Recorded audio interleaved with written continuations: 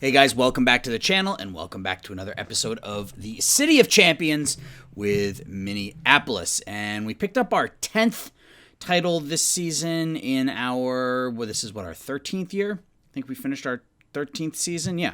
So we have 10 titles in 13 seasons. The goal is 13 and 18, so we are well on our way.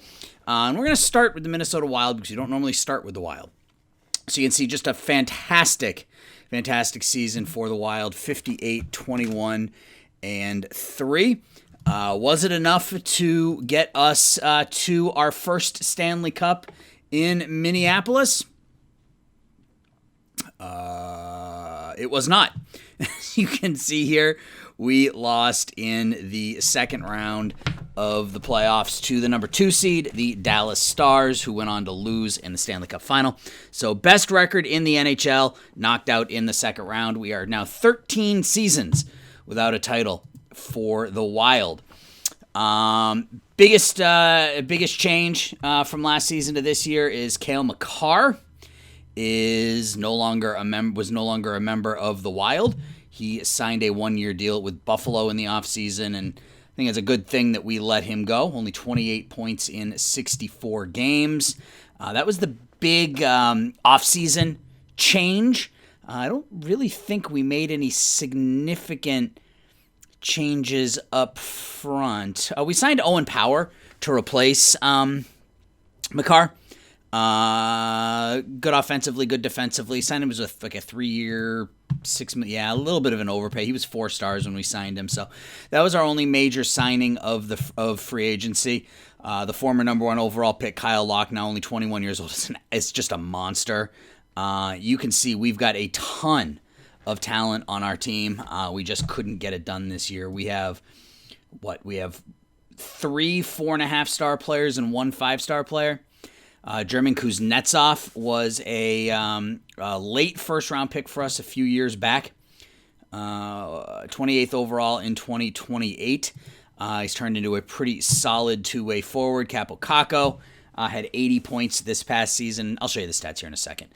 Yefimowicz was hurt most of the year. So, yeah, we are on pace to have 5 or 6 4.5 or 5-star players. So if we take a look at our stats, Capo Kakko led us with 80 points. Again, not a huge, nobody with a huge scoring outburst, but just a lot of balance up and down the lineup. Kakko with 80 points, Demidov with 62, Ekberg with 62, Locke with 61, Kuznetsov 56, Gingera 56, Olsen 50.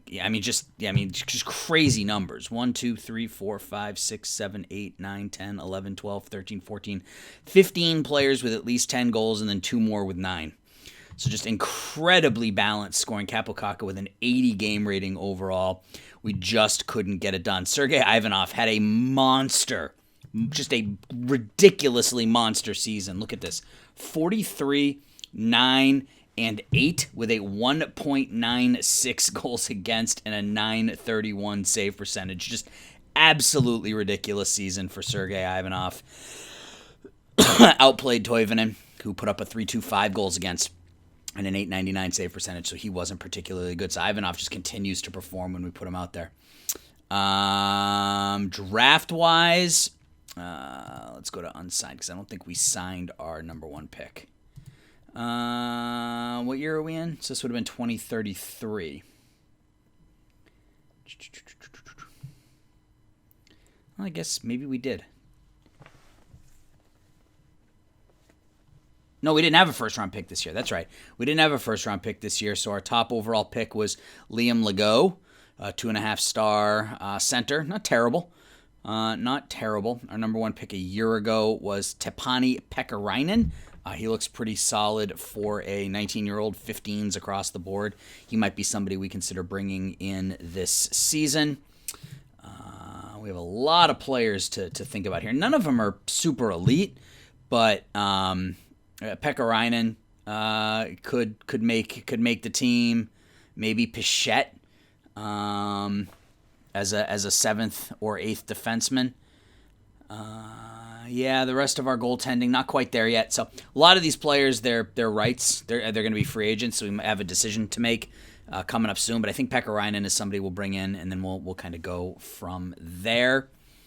If we look at our depth charts, Clark Boswell will likely be up next season replacing Toivonen, so we'll run with Boswell and Ivanov next season.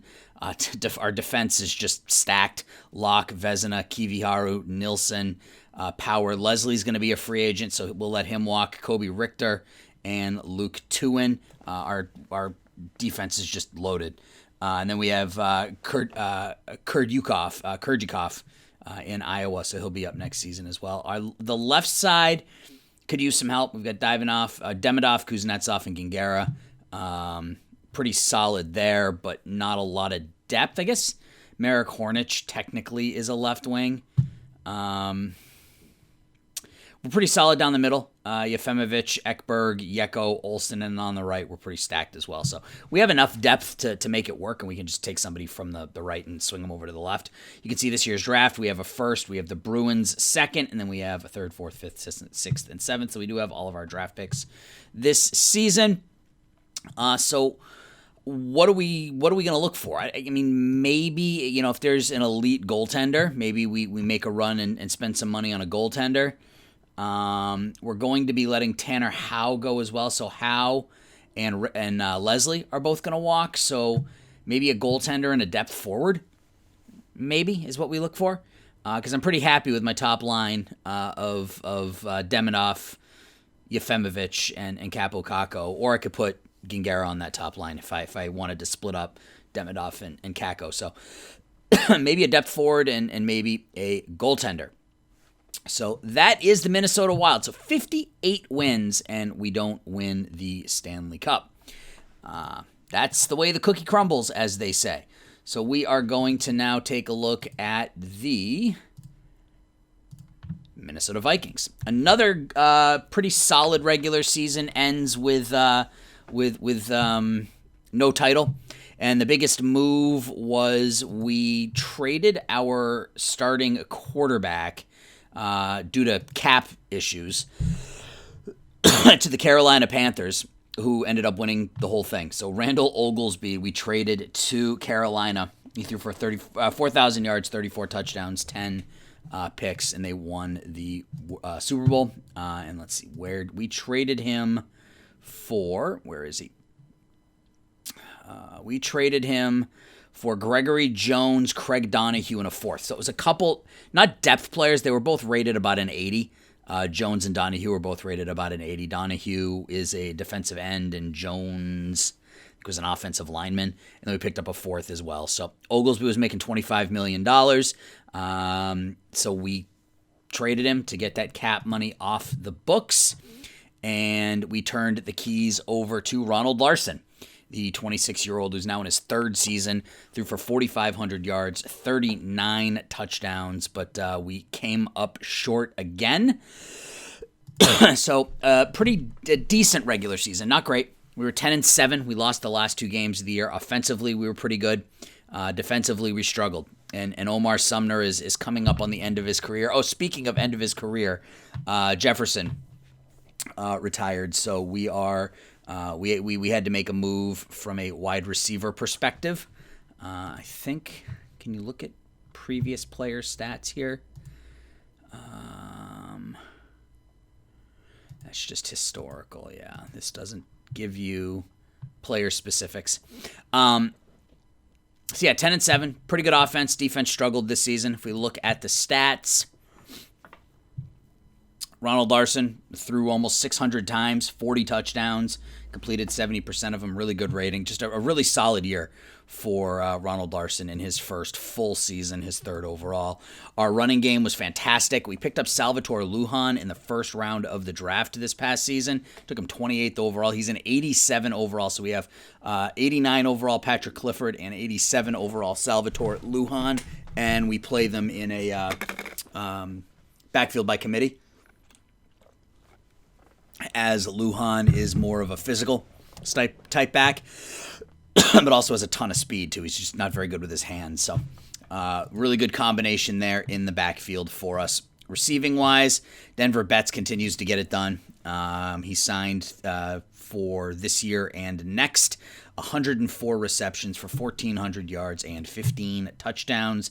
I mean, he's just had a great career with us here in Minnesota. Craig Davis, we re-signed him. He had another good year. Richard Newsom was our big free agent acquisition. And he was okay, 63 catches, 886 yards. It was more spread out this year than it had been in the past, which I'm fine with. But Denver Betts continues to get it done. Hopefully he doesn't retire. Patrick Douglas was a backup tight end. Same thing with David Gonzalez. Robert King was another free agent signing. Adam Smith, I think, was a draftee. Yeah, he was a free. We drafted him in the 4th round overall. Defensively, Omar Sumner continues to get it done. 18 more sacks on the year, but he is now 32 years old. 178 sacks in his miraculous career. Craig Donahue was one of those players that we picked up in the trade for our old quarterback, Oglesby. Had 8 sacks on the season. Martin Dotson we signed we picked him up in a deal as well. We picked him up in a trade as well at the trade deadline, and he was really good. We traded Matthew Hankins, who was a backup cornerback, for Martin Dotson. And I looked at Dotson's ratings. I liked the speed. The tackling was okay, but good strength, good intelligence, good speed. And he signed long-term to a pretty cheap deal, between $4 and $5 million, and he ended up with 111 tackles. Lacey Bush had probably his best season for us. 5 interceptions, 110 tackles. Cody Collins was very good. Omar Rodriguez was another player we picked up at the trade deadline. Same deal, 31 years old. Pretty reasonable contract for a 91 overall, or an 85 overall, cornerback. 90 speed, 70 hands. We traded him. We traded Roberto Regan, who was one of our former number 1 first-round picks. We drafted a linebacker, drafted him a few years back, traded Rodriguez. So we made those deals on the same day to upgrade our defense, and it just didn't work out this season. So defensively, we aren't nearly as good as we've been in the past, but I think we will be okay. William Mott continues to kick pretty well for us, only 79 overall, 60 overall punter, averaging 44 yards a kick. So contract-wise, we don't have a lot to do this offseason. We're not going to have a lot of cap space. You can see we only have about $24 million in cap space. I put the franchise tag on Sumner because I didn't want to lose him. And then you can see we lose a bunch of pretty bad players. There are some cut potentials, like Robert King likely will be cut. $12 million for 24 catches isn't going to get it done. I don't know. Most of these other guys I kind of want to hold on to, so we'll see. But I know we can at least save $12 million from cutting Robert King. So we have 1 title with the Vikings and none with the Wild. So if you're coming into this for the first time and you're watching this for the first time, you would think we were at the end of year 13 and we only have 1 title between these 2 teams. You would think that we didn't stand a chance. But let's start taking a look at the teams that have been really successful. And we will start with the Minnesota Twins. Another great regular season for the Twins, 106-56, so another 100-win season. Is that our 4th in a row? Our 6th in a row, our 6th straight 100-win season. We won back-to-back World Series, and we just couldn't get it done this season. We got knocked out in the second round, right? Second round. And we got knocked out in NLDS against the Charlotte Westerners, which are actually the Kansas City Royals in this world. So, all right. So what happened? God, it's been a while. I'm a little behind here because everybody in my house is sick. So I've been everybody except for me. So I've been taking care of my wife and my kids. So I haven't had time to record anything. Oh, right. We let Ronald Acuna go. Ronald Acuna left for Arizona, where he had another fantastic season. But contract was just a little too rich for him. It ended up being cheaper than he was asking for, like 35. I would have signed him to that. That's a reasonable contract. But to fill his spot in the lineup, we traded for Fernando Tatis Jr. San Diego wasn't looking for a lot for him. We traded him straight up for Vinny Rodriguez, a 22-year-old. At the time, he was like the number 34 prospect in baseball. But, I mean, he looks pretty good. 2.5 stars, 4 stars. 2.5 stars, 4 stars. Good fastball, good knuckle curve. But, I mean, he's okay. But we picked up Fernando Tatis, who put up 6 wins. His contract, it was the last year of his contract, and he is wrecked, so we'll have to see what he wants, but he might be somebody we bring back. We also signed Mitchell Dean he only wanted $1.2 million, and he put up over 3 wins, 871 OPS, 137 OPS plus, was really, really good. What else did we do? I know Ron Hall.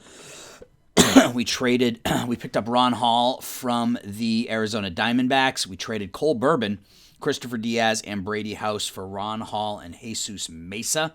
Mesa ended up being a reliever for us. Initially, I traded for him as a starter, but when you see the other move we made, you'll understand why he ended up in the bullpen.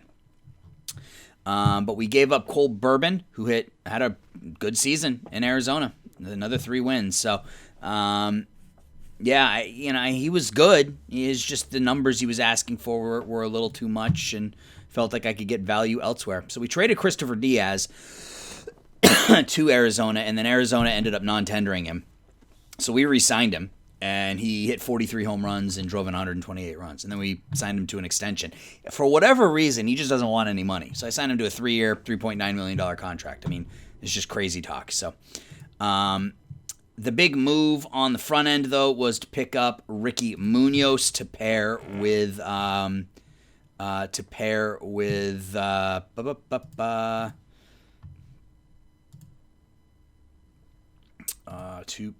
is he? With Corbin Burns. Where is Corbin? Oh, there he is. You had to pair with Corbin Burns. Burns continues to play well. Burns 11-7, 3.21 last year. Got hurt, but still put up 7 wins. It was really, really good. And Ricky Munoz, we signed him to a long-term deal. I don't like signing pitchers to these kinds of deals, but he has an opt-out after 3 years, a couple player options at the end. He'll be 36 or something by the time this expires. So Burns and Munoz at the top of our rotation. Burns continues to play well, so I absolutely will pick up this team option. If we look at our pitching stats, we had 2 pitchers with 7 WAR. I think that's good, right? Max Cibrian had another good season. The wins weren't there, only 9 wins this year, but 3.94 ERA, 3.5 WAR. Same thing with Chase Petty. Only won 10 games this year, but another 3 wins for Petty. He is now up to 126 wins on the year, or on his career. Kevin Bowler was our first-round pick a couple of years ago. Got extended time this year and was pretty good in a swing role. And then our bullpen was okay. Had some good performances and some not great ones. Eddie Ochoa, we signed as a free agent. He started out the season really solid and then got hurt. So his contract, it was a 1-year deal, so we may bring him back. What does he want? Yeah, $8 million. I don't know. He may come back. He may not. I haven't really quite decided yet. CJ Swallen. We ended up putting him in a stopper role, and he put up 1.2 WAR. His contract is a team option. I don't know what I'm gonna do there. So yeah, I think once we get back into kind of regular, once we get back into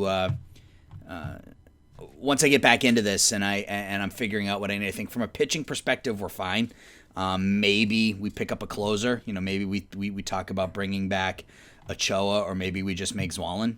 Maybe we just resign. Maybe we just pick up his option and sign him. That may be the only thing we need from a pitching perspective. Offensively, Diaz was really good. Tatis was really good, but again, Tatis's contract is up. Khalil Watson had another good year. 48 doubles, 11 home runs, 5 WAR. Jordy Parks had another good season.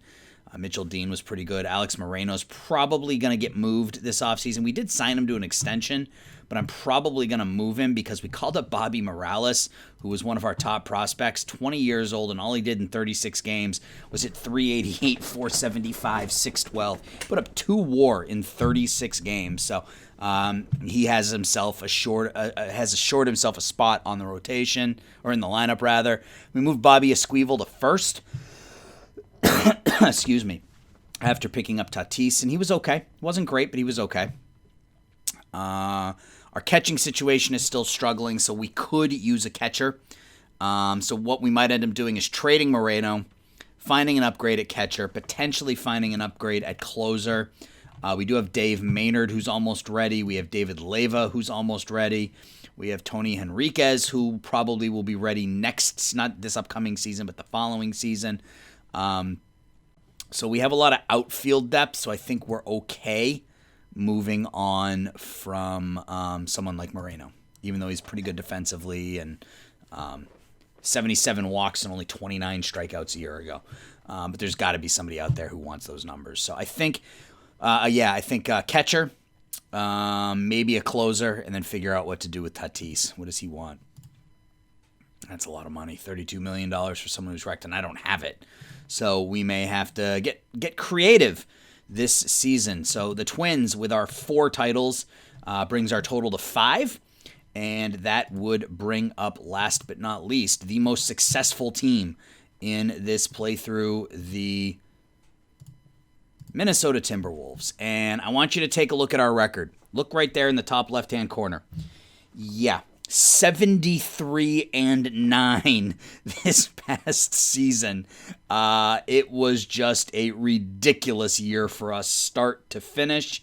And this was our first year post Ja Morant. We let Morant go. He signed with Portland, I believe. It's either Portland or Utah. I think it was Portland. Yeah, signed with Portland and had a great year. 23.2, 8.6, 5.0. Not an unreasonable contract either. 2 years, about $40 million. So we went 73-9. And it was it was a damn good season. And we have 3 first-round picks next year. And I picked, I think, what is probably my favorite excuse me, my favorite first-round draft pick of any game I've played so far this year. This gentleman is my favorite first-round pick. We had a lottery pick again, and we picked up Alfred McCullough.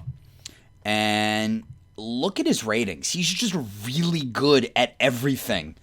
93 inside shooting, 78 scoring, 83 offensive, 73 defensive, 70 defense, 75 shot blocking, 74 stealing. He was came off the bench this past season, put up 9 points, 8 rebounds, 2 assists, a block and a half, and a steal a game. Just absolutely phenomenal. And we have 3 first-round picks this season, by the way.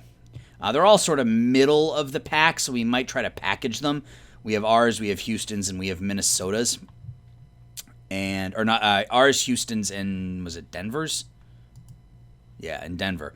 Denver's 44 and 38, Houston 43 and 39. So 2 middle of the pack picks. So ours will be last in the first round, and then we have 2 kind of middle of the pack picks there. So yeah, so it was a great offseason for us. We drafted Alfred McCullough. We got some fantastic growth from Radko Lipichev, Radko Lipichev. He was our first-round pick a year ago. His scoring is up to a 95, 17 points, 7.5 rebounds a game for him, and he's making pennies. We didn't do a ton in free agency. We picked up Elon Evans to be sort of our backup guard.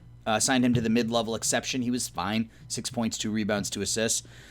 We picked up Derek Bryant. Signed him to a 2-year deal. And he was good. I'm glad we have him coming back next year. All pretty decent ratings. 7 points, 3 rebounds, 2 assists a game. And then we signed Brandon Ingram, who wasn't particularly good. And then in the middle of the season, as is usual, we traded for Brad Butler. So this is his 3rd appearance with the Timberwolves. We traded for Butler and James Wiseman this season. We traded Troy Ransom, who was the power forward we had picked up in the draft a couple of years previously, for Brad Butler and James. Oh no, I'm sorry, Troy Ransom. We signed him as a free agent in the offseason, and he was pretty bad for us. So we traded him and got out from the 4-year contract. We signed him to a 4-year, but what's that, $93 million contract, and he averaged like 8 points and 6 rebounds a game or something like that. So I ended up trading him. I traded him. I picked up Wiseman, whose contract expires at the end of this season. And I picked up Butler, whose contract expires next season. So, we don't have a lot to do. We do not have a lot to do next season in free agency. We're going to have Dyer back. We're going to have Brown back. We're going to have Bryant back, Lipichev back, Butler back, Ashburn, McCullough. We may just need to add, maybe a backcourt piece, or maybe another. We certainly don't need a center because we have Ashburn and McCullough. So maybe a power forward, because we've been playing Lipichev at the 4. His rebounding is good enough, but I'd rather him play at the 3. I'd rather go Dyer, Brown, Lipichev. Maybe we go Dyer, Brown, Lipichev, Ashburn, and McCullough, but that doesn't give us much scoring off the bench. Again, we do have 3 first-round draft picks, so let's see how it goes. And I forgot, I guess I should mention, we did win our 5th NBA title with the Minnesota Timberwolves, and it was, I don't want to say it was a cakewalk, but we only lost 9 games in the regular season, and then we lost like 6 in the postseason. So we beat the Rockets in 5. We beat the Nuggets in 5. We beat the Spurs in 5. And then the Hawks took us to 7. So we lost 3 out of 4 here. We lost 9 games all year, and we lost 3 out of 4 here against the Hawks before winning Game 7, 108-99. So, 3 first-round draft picks this upcoming season. So we're in good shape to continue to add to what is already a dynasty. 5 NBA championships for the Minnesota Timberwolves, 4 for the Minnesota Twins, 1 for the Minnesota Vikings, and none for the Minnesota Wild. That is 10 titles in 13 seasons. Again, the goal is 13 in 18. I think we're well on our way. So, guys, that is going to do it for this episode. I appreciate you watching. Let me know your thoughts, and I'll talk to everybody soon. Bye-bye.